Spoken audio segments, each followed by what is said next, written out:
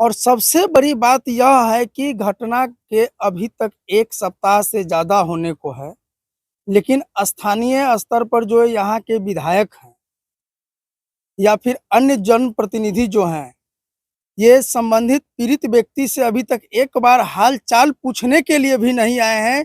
ये सबसे बड़ी दुर्भाग्यपूर्ण बात है, क्योंकि यहाँ की जो स्थिति है और ये हम आपको बतलाना नहीं चाह रहे थे, लेकिन फिर भी बतला रहे हैं कि ये जो परिवार है और आज तक यदि कोई नहीं आया, तो उसके पीछे सबसे बड़ा कारण है कि ये जो घटना घटा है, वो एक दलित परिवार के यहाँ घटा है। ये दलित है और दलित होने के का सज़ा जो है इनको ये मिल रहा है कि इनसे आज तक कोई हाल-चाल पूछने नहीं आए हैं। यही कोई बड़े परिवार में अगर किसी को सर्दी-खाँसी हो जाता है, तो उनका एक बड़ा-सा ऐड चलता है, अखबार के मुख्य पृष्ठ पे आ जाता है कि उनको आज खाँसी होने लगी।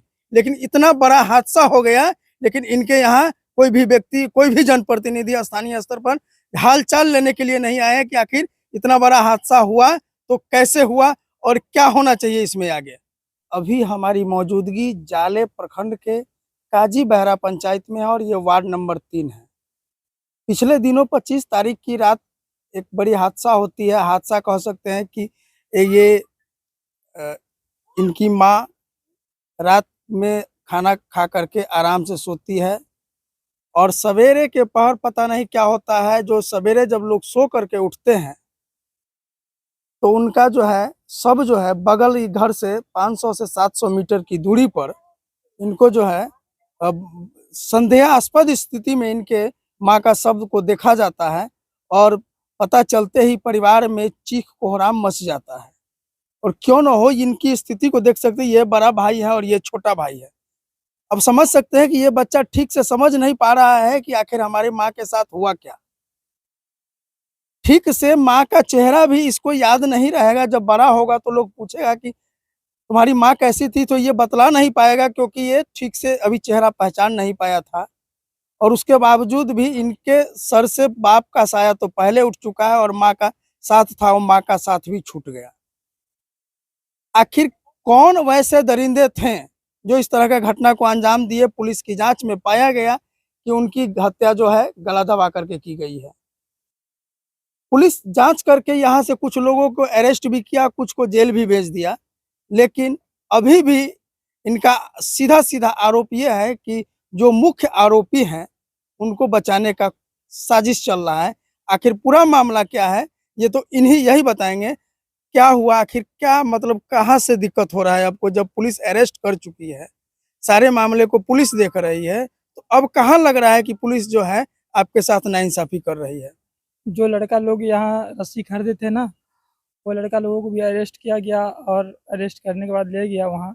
बाकी जो है लोगों को एक ही लड़का को वहाँ भेजा गया, बाकी को रखे हुए हैं। अभी तक ये पता नहीं लगा कि वो कहाँ है, क्या कर रहा है, ये पता नहीं लगा है हमें। बाकी कुछ लोगों से पता लगा है कि एक ही को जेल भेजा गया है, बाकी के क्यों नहीं भेजा गया। जब वो रस्सी खरीदे हैं, वो कबूल किए हैं, दुकानदार के पास सबूत मिला है, फिर उनको क्यों ऐसे रखे गए हैं अभी तक? कैसे पता चला आपको कि एक ही व्यक्ति को जेल भेजा गया है? गाँव के लोगों से मालूम चलता है कि न्यूज़ में भी देखे हैं हम कि एक ही लड़का दोषी पाया गया है। और बाकी आप जो कह रहे हैं कि जो रस्सी खरीदा, ये कौन बतलाया कि कौन रस्सी खरीदा है? ये पुलिस वाले छानबीन किए थे, उनके दुकान पे गए थे तो उनसे पूछा था कि क्या आपके दुकान से कोई रस्सी लिया था? तो बोला हाँ लिया तो था, तो बोला कि देखिए ये फ़ोटो, बोला हाँ यही लड़का लोग रस्सी लेकर गया था। मतलब जाँच में उस लड़का को अरेस्ट करने के बाद स्थल पे लाया गया था, जी, घटना स्थल पे, जी, तो वहाँ एक्सेप्ट कर लिया कि हाँ, ये हम हाँ, ही किए हैं ये सब। हाँ। अब लग रहा है कि पुलिस उसको बचाने की कोशिश कर रही है, ऐसा काहे लग रहा है? पुलिस पर से आपका भरोसा काहे हट रहा है? अब हमको तो ये नहीं समझ में आ रहा है कि ऐसा क्यों हो रहा है मेरे साथ और पुलिस क्यों नहीं ऐसा कर पा रहे हैं। हो सके ऐसा भी हो सकता है कि उन लोगों को छोड़ दें, हमको ऐसा लग रहा है। आशंका है कि छोड़ हाँ। देगा उसको। क्योंकि अभी तक उनको कहीं पेपर या न्यूज़ में मैं देखा हूँ कि उन लोगों का नाम नहीं दिया गया है, बल्कि वो लोग रस्सी खरीदने में शामिल है, दुकानदार भी प्रूफ कर रहा है, कानून खुद ये चीज़ को उनसे ये करवाया है, 5 आदमी को उठाया भी है वो। अब आप क्या चाह रहे हैं मैं अभी तो आप? यही चाहता हूँ कि जो भी है कातिल, उनको फांसी की सज़ा होनी चाहिए क्योंकि बहुत बड़ा वो कदम उठाया है, मर्डर किया है और क्या-क्या किया है ये तो मुझे मालूम नहीं है, बट मर्डर किया है वो। और मेरे छोटे-छोटे भाई-बहन बहुत छोटे-छोटे हैं, उनको खिलाएगा-पिलाएगा कौन? उनका ज़िम्मेवारी कौन लेगा? इसलिए मुझे यही है कि उनसे फांसी चाहिए बस। अब आप समझ सकते हैं कि इनको ये इस चीज़ की भय सता रहा है कि हो ना हो कातिल जो है, असली कातिल जो है उनको छोड़ दिया जाए। और अब समस्या है कि ये लोग चाह रहे हैं पुलिस पर से भरोसा इसलिए भी कम हो रहा है कि इससे पूर्व में जो अभी जो घटना घटा है, उसमें यहाँ पर दोषी को लाया भी गया था और लोग जिस दुकानदार से रस्सी खरीदने की बात पुलिस ने भी हालाँकि बतलाया है कि रस्सी खरीदा गया है।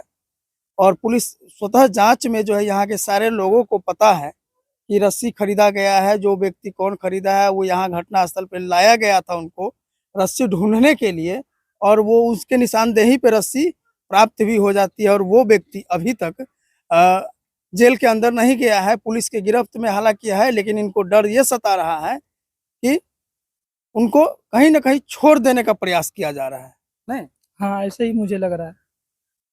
अब आप चाह क्या रहे हैं, क्या चाह रहे हैं अभी जो है अभी? मैं तो यही चाह रहा हूँ कि जो भी दोषी है, उनको फांसी की सज़ा होनी चाहिए, जैसे भी हो होनी चाहिए। तो ये कह रहे हैं कि ये फांसी की सज़ा होनी चाहिए, जो दोषी है उनको कड़ी से कड़ी सज़ा हो, फांसी से भी बढ़कर यदि कोई सज़ा हो क्योंकि जिस स्थिति में उस शव को पाया गया था, वो तो पोस्टमार्टम रिपोर्ट आने के बाद पता चल ही जाएगा कि आखिर क्या-क्या उस शव के साथ किया गया था, क्या-क्या उस व्यक्ति के साथ कैसे उनकी हत्या हुई, कैसे उन लोगों को मारा गया, ये सारा चीज़ पोस्टमार्टम रिपोर्ट के आने के बाद पता चलेगा। लेकिन जिस स्थिति में पाया गया, वो बड़ा ही संदेहास्पद स्थिति था और देखने से जो है स्पष्ट पता चलता था कि आखिर क्या सब हुआ होगा इन लोगों के साथ में।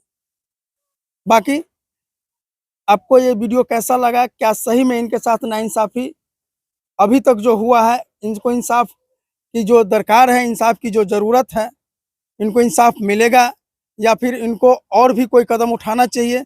ये चीज़ आप अपने कमेंट बॉक्स में जाकर के इस वीडियो को देखें और अपना राय रखें और इस वीडियो को ज़्यादा से ज़्यादा शेयर करें ताकि जो है ये पुलिस प्रशासन यदि कहीं भी कोई भी चूक करना भी चाहे, तो वो चूक नहीं करे और अच्छा से अच्छा तरीका से जाँच हो और जाँच के बाद दोषी पे कार्रवाई हो।